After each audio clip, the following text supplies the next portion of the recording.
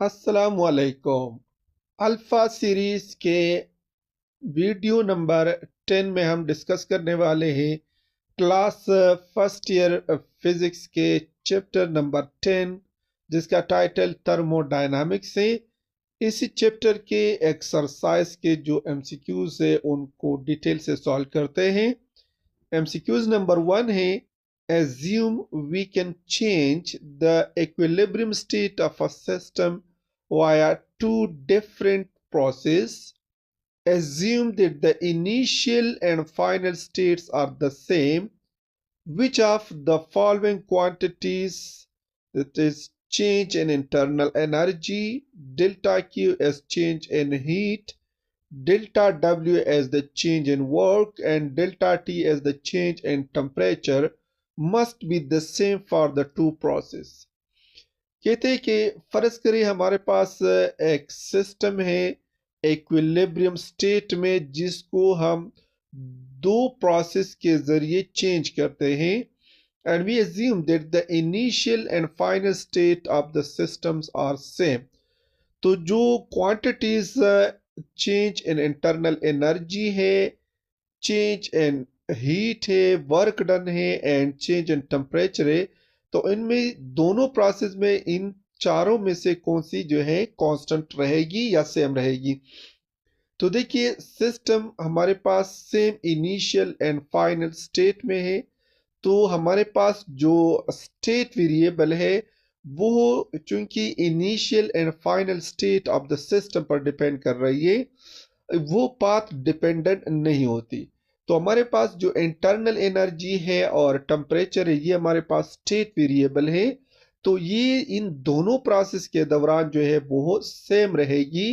That is option B is the correct option. It is only del U. Del U is the change in internal energy and delta T is the change in temperature. And these are because these two are the state function that depends only on the initial and final state of the system. MCQs number second हमारे पास कुछ ऐसे तरह है कि in any process the maximum amount of mechanical energy that can be converted to heat. Option A है depends upon the amount of friction. Option B depends upon the intake and exhaust temperature. Option C है depends upon whether kinetic or potential energy is involved. Option D is 100%. तो किसी भी process में जब हम maximum amount of mechanical energy को जब heat में कन्वर्ट करते हैं, तो ये डिपेंड कर रही है अमाउंट ऑफ फ्रिक्शन पर, कि हमारे पास जो अमाउंट ऑफ फ्रिक्शन है वो कितना है, क्योंकि मैकेनिकल एनर्जी जो है वो एसोसिएटेड है फ्रिक्शन के साथ। तो हमारे पास अगर अमाउंट ऑफ फ्रिक्शन ज्यादा हो तो मैकेनिकल एनर्जी जो है वो पूरी की पूरी जो है वो हीट में कन्वर्ट हो जाती है। अगर फ्रिक्शन हमारे पास कम हो तो हमारे पास जो मैकेनिकल एनर्जी है that will not be converted to heat completely, क्योंकि फ्रिक्शन जो है ये हमारे पास एक ऐसा सोर्स है जो कि अदर फॉर्म ऑफ एनर्जीज को कन्वर्ट करती है हीट में। सो करेक्ट ऑप्शन हमारे पास है option A, depends upon the amount of friction. MCQs number third हमारे पास कुछ ऐसे तरह है कि in an isothermal change internal energy, एक आइसोथर्मल चेंज में हमारे पास इंटरनल एनर्जी कैसे होती है। तो किसी भी आइसोथर्मल प्रोसेस में इंटरनल एनर्जी को हम डिफाइन करते हैं through this expression, that is delta U as equal to N C V delta T. अब आइसोथर्मल चेंज में हमारे पास चेंज इन टेम्परेचर जो है ये जीरो होती है, so this term will be equal to NCU delta T is zero, so anything multiplied by zero is zero, so ये पूरा टर्म जो है ये जीरो हो जाएगा। So this is the change in internal energy is equal to zero. तो change in internal energy is equal to zero का मतलब है कि हमारे पास जो इंटरनल एनर्जी है ये हमारे पास है कांस्टेंट। सो एन आइसोथर्मल चेंज हमारे पास इंटरनल एनर्जी जो है वो कांस्टेंट रहती है, that is option D is the correct option, remains constant. MCQ number 4 हमारे पास कुछ इस तरह है कि a thermos bottle containing hot coffee is vigorously shaken. Consider coffee as the system then its temperature. कहते हैं एक थर्मोस बोतल जिसमें हॉट कॉफी है उसको हम विगोरियसली शेक करते हैं और कंसीडर करते हैं कि जो कॉफी है वो हमारे पास सिस्टम है, तो इसी कॉफी की टेम्परेचर बढ़ेगी या घटेगी। तो देखिए जब हम इसको शेक करते हैं इस थर्मोस बॉटल को, तो हम एक्चुअली कुछ मैकेनिकल वर्क करते हैं इसी थर्मोस पर। क्योंकि जो थर्मोस बॉटल है वो हमारे पास एक आइसोलेटेड सिस्टम है, इससे हीट जो है ट्रांसफर नहीं होती, तो जो वर्क डन है वो ट्रांसफर होगी to increase the temperature of the system. क्योंकि हमारे पास जो फर्स्ट लॉ ऑफ थर्मोडायनामिक है that is delta U as equal to delta Q plus delta W. यानी हम यहाँ पर वर्क करते हैं और वर्क के दौरान हमारे पास जो सिस्टम है वो एडियाबेटिक है, मतलब हीट जो है इसके फ्लो नहीं होती, तो ये टर्म हमारे पास जीरो हो जाएगा। सो जो वर्क डन है that will increase the internal energy, and internal energy जो है that causes to increase the temperature of the system. So the temperature of the the thermos bottle will increases, and which the coffee is considered as a system. So option A is the correct option. MCQs number 5 हमारे पास कुछ ऐसे तरह है कि the maximum work can be obtained in the process called। Maximum work हमारे पास कौन से प्रोसेस में होती है, तो हमारे पास जो मैक्सिमम वर्क है that is perform in isothermal process. क्योंकि आइसोथर्मल प्रोसेस में पीवी के अंदर जो ग्राफ है उसकी जो एरिया है वो हमारे पास इन तीन बकाया जो तीनों है, साइक्लिक प्रोसेस है, डियाबेटिक प्रोसेस है, आइसोकोरिक प्रोसेस, इसकी बनस्बत इसका जो एरिया अंडर द ग्राफ है वो ज्यादा होती है। सो लिहाजा maximum work is done in isothermal process. हाँ, एमसीक्यूज नंबर 6 हमारे पास कुछ इस तरह के heat engine takes in 800 joule of heat at 1000 Kelvin and exhaust 600 joule of heat at 400 Kelvin. What is the actual efficiency of this engine? तो देखिए किसी भी इंजन की जो एफिशिएंसी है वो उसको हम कैलकुलेट करते हैं from this expression that is 1 minus Q2 divided by Q1। Q2 हमारे पास है 600 जूल जो एग्जॉस्ट होती है, एंड Q2 हमारे पास जो है sorry that is Q2 as the 600 joule जो एग्जॉस्ट होती है, एंड Q1 जो है ये हमारे पास वो हीट है जो हम सप्लाई करते हैं। सो यहाँ पर वैल्यूज पुट करते हैं, so that is 1 minus Q2 as 600 divided by 800। So दो जीरो इस दो जीरो के साथ चले गया, so that is 1 minus 6 and 8 को सिंप्लीफाई करते सो तो this is 3 and 4। So this is 3 divided by 4। That is 4 को यहाँ पर शिफ्ट करते हैं, so this is 4 and 4 minus 3 that is equal to 1 divided by 4। अब 1 बाय 4 को जब हम परसेंटेज में शिफ्ट करते हैं, so this is 100% as equal to 1 by 4 multiplied by 100%. So this 4 and 100 will जो है इसको कट करते हैं, so this will gives us 25%. तो जो efficiency of the engine है that will be 25%. Option A is the correct option. MCQ number 7 हमारे पास कुछ इस तरह है कि if the temperature of the heat source is increased, the efficiency of Carnot's engine। जब हम हीट सोर्स की जो टेम्परेचर है उसको इंक्रीज करते हैं तो कैनॉट इंजन की जो एफिशिएंसी है वो कैसे होगी। तो देखिए कैनॉट इंजन की जो एफिशिएंसी है हम उसको कैलकुलेट करते हैं from this expression that is 1 minus T of the container divided by T H. यहाँ पर जो हीट ऑफ द सोर्स है वो इंक्रीज होती है, this is T H is increases, T H is increases.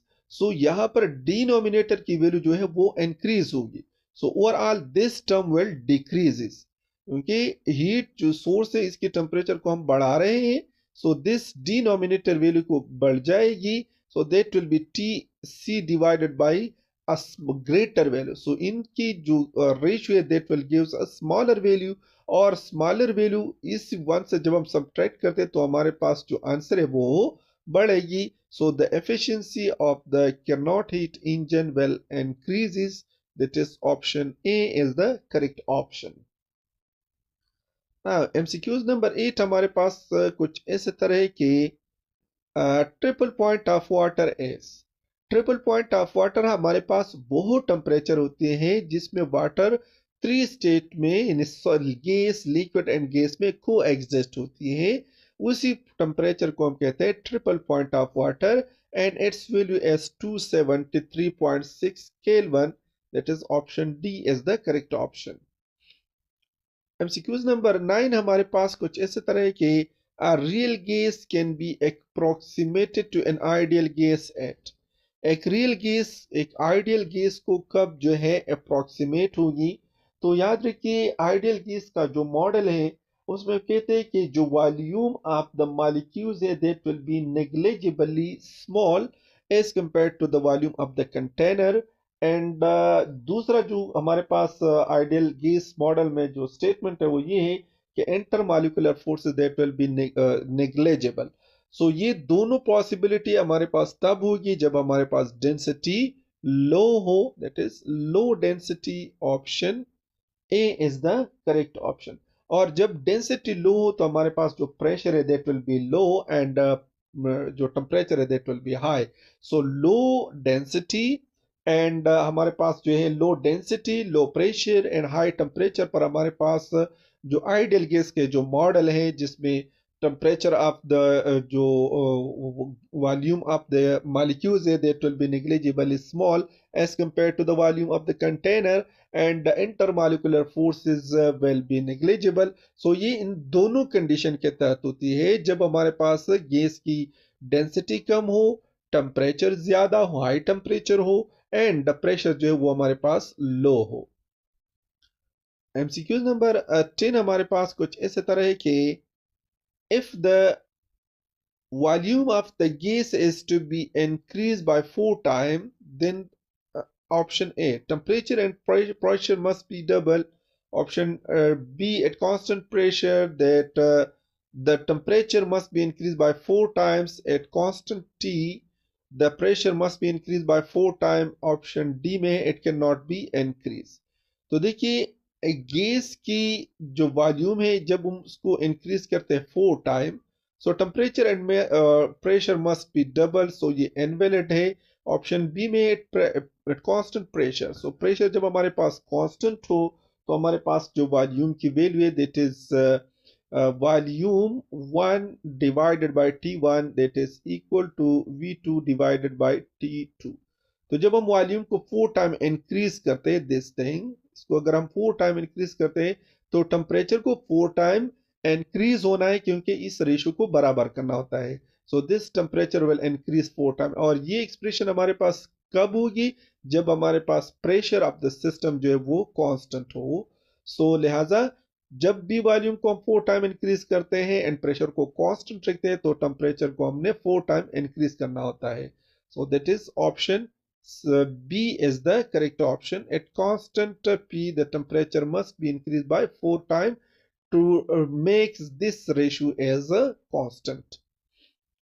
MCQs number 11 हमारे पास कुछ ऐसे तरह के in which of the system listed below as the entropy decreasing. Option A है a gas is cooled. Option B, a plate is shattered. Option C, an egg is scrambled. Option D, a drop of dye diffuses in a cup of water. तो option A में है a gas is cooled. तो जब हम gas को cool down करते हैं तो हमारे पास जो रेंडमनेस है वो डिक्रीज हो जाती है, एंड एंट्रोपी हमारे पास मेड ऑफ द रेंडमनेस है. तो जब गैस की मॉलिक्यूल को टेम्परेचर को जब हम डिक्रीज करते हैं तो इसका जो डिसऑर्डरनेस है वो हमारे पास डिक्रीज हो जाती है, और जब ऑर्डरनेस डिक्रीज हो जाती हो जो तो एंट्रोपी जो है वो भी डिक्रीज होगी. सो लिहाजा करेक्ट ऑप्शन हमारे पास है option A, a gas is cooled. Last MCQs हमारे पास कुछ इस तरह है कि if the temperature of the source and sink of a Carnot engine having efficiency nu are each decreased by 100 K, then the new efficiency nu is.